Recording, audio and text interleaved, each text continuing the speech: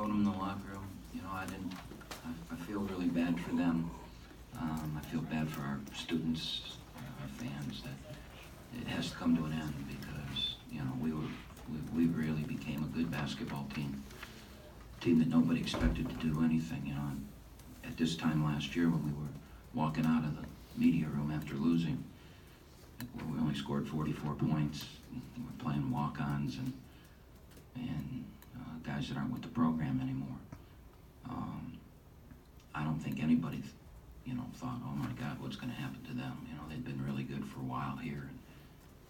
And I think this group grew as good as any group I've ever coached, and I just hate to see it end, especially that way. I just hate to see it end that way. So, we'll answer any questions you have. We'll start with questions for the student athletes.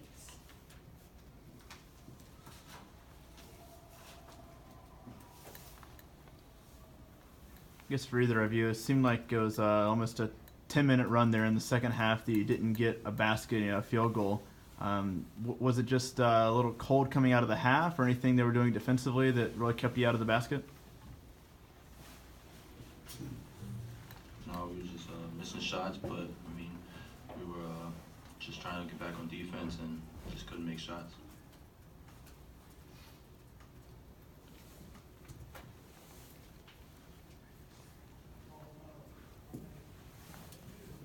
Jaevin, can you take me through the last 10 seconds of play there and the defense and how close you might have been to blocking that shot? I looked at the replay, it looked like it was really close. It just came down to it and made a play, made a tough shot.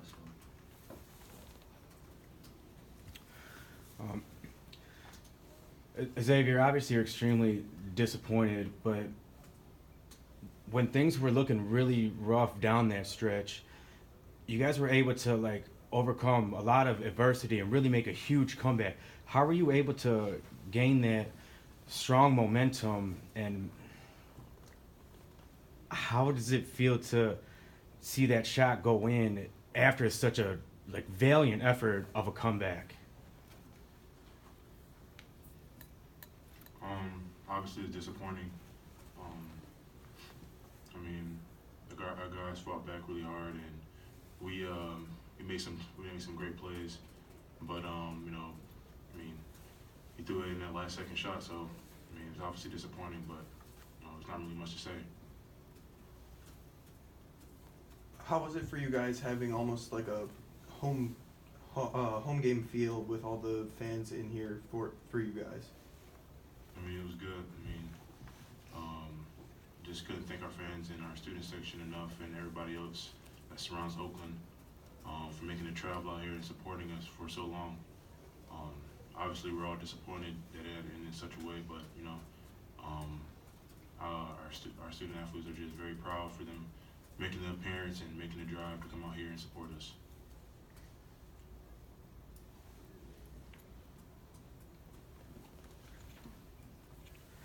Jaevin, you really had a strong game, and despite the outcome, how do you take this performance going into the future for you as a player? I gotta still continue to better myself in any shape and way and form. Just try to get better each day.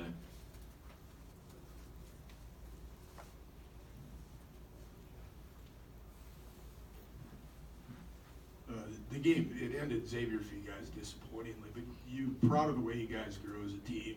If you look at your first game until the end of the year, you guys won your last 5 games. You could have easily beaten this team today, and they were one of the favorites in the conference.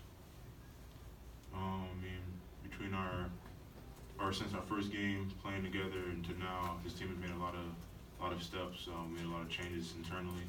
I'm very proud of this team and how far we've come along. And it just shows that this is a testament to how much we can learn and how much we're willing to buy into each other.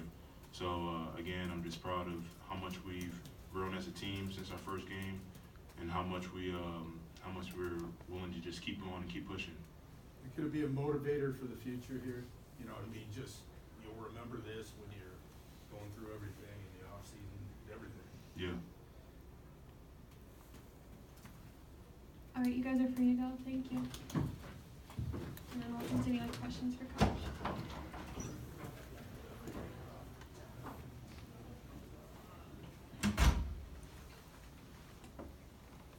Coach, how proud can you be of your team down 61-50, less than 4 minutes, for them to not just kind of bow their heads, they're able to come back, gain the lead before obviously the final sequence.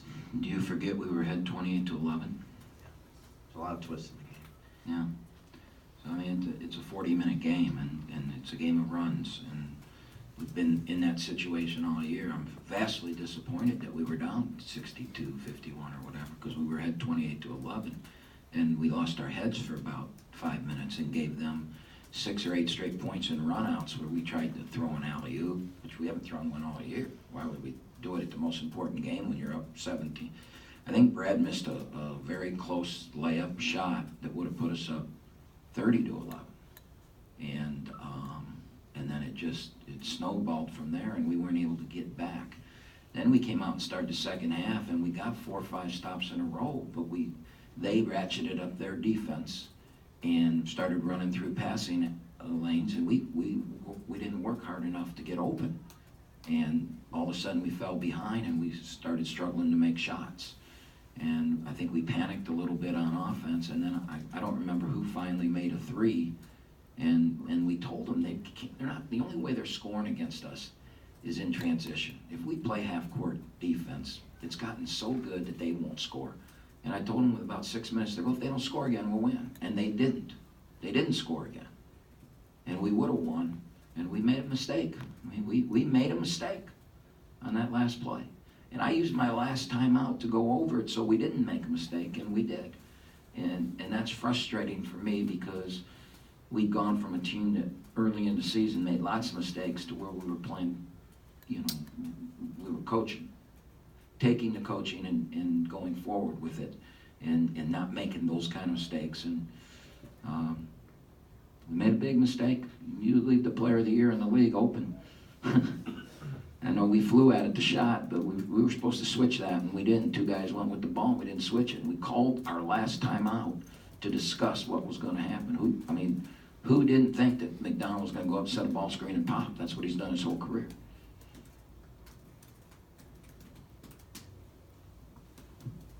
You talked a little bit about the run in the first half where they came back, kind of stormed things, ended up tying.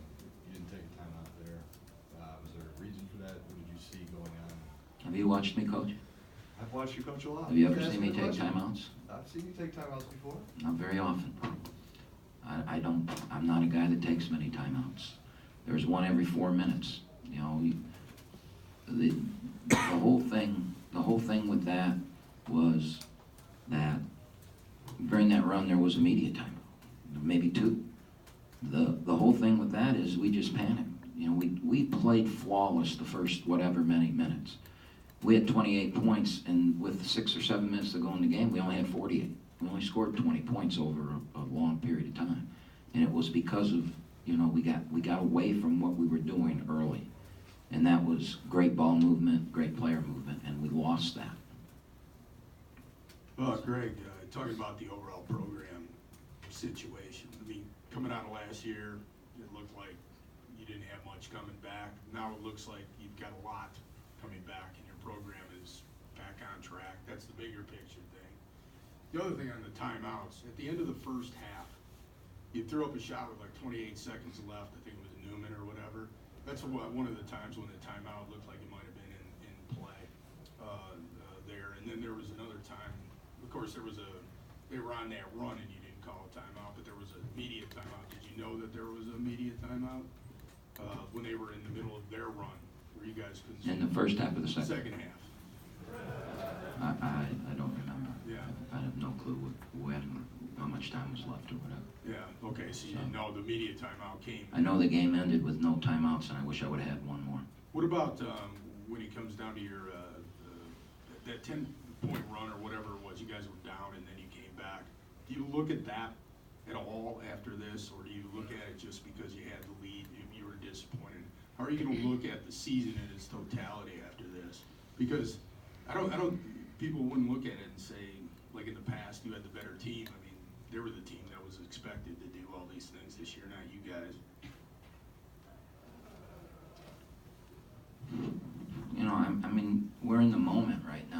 it's very disappointing because we had a chance to win the game. And, the timeout thing is, we had no timeouts left, and I would have liked to have had one or two more. That's why I save them. I think from a coaching standpoint, my belief, and everybody has different beliefs, my belief is to never take timeouts, to save them for the end when you need them. And so I'm not quite sure what you're doing. The reason I didn't call timeout at the end of the half is because when we got the ball, there was 36 seconds left. And, Shot went up to 28. and Kamari jacked up a shot that was very ill-advised. We didn't want that shot. We did get a stop at the other end, though, so it didn't hurt us. I mean, the game was tied. It ended tied.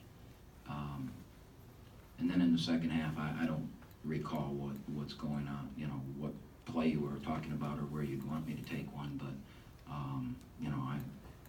I wouldn't. I never have, never will. That's just not that's not how I do it. And I think those things are gold, and you need them at the end. So that's why. And then as far as the program, I mean, when hasn't Oakland been good? Everybody expected us to not be good this year. I mean, ESPN didn't put us on, and I was very angry about that at the beginning of the year. There was somebody in the league office I called, and I said, I was very angry. And they said, well, you're projected not to be very good. I said, when haven't we been? Shouldn't we have a bad year before somebody says we're not going to be any good? I mean, that was really, to me, a slap to the program and a slap, it's about the program. It isn't about, what player graduated or whatever. Tell me when we haven't been good. And again, I mean, we've been in this league 6 years. We have 4 top 3 finishes. In the 2 years we didn't have top 3, we were 4th and 5th, and that when we were, bludgeoned by injuries both those years. So until we don't have a good year, I'm never going to think, oh, where's the program? The program is always good, always has been, and always will be, I hope. We need to have a bad year before we ever say, worry about the program. Now, the basketball gods haven't been too good to us in Detroit. I mean, this is 4 years here, and 3 of them ended on last-second shots. And it wasn't in our favor in any of them. And last year, the 4th year, we had 2 wide-open shots and couldn't make them. So we were in the same position last year that Northern Kentucky was in today, and we missed wide open. And then the other 3 years, we lost on last second, So it didn't go too good here in Detroit for us. But I don't think, me personally, and I hope that people that really care don't look at our program and judge it by that. I hope they judge it by the totality of the winning. Do one more question. All right, Brad Brechting's had a really good streak the last 10 games. What did it mean when he got his 3rd foul tonight? How did it affect? Well, I mean, Brad only got to play 29 minutes because of that, and I think it hurts us. I think with Brad, we're a better team, obviously.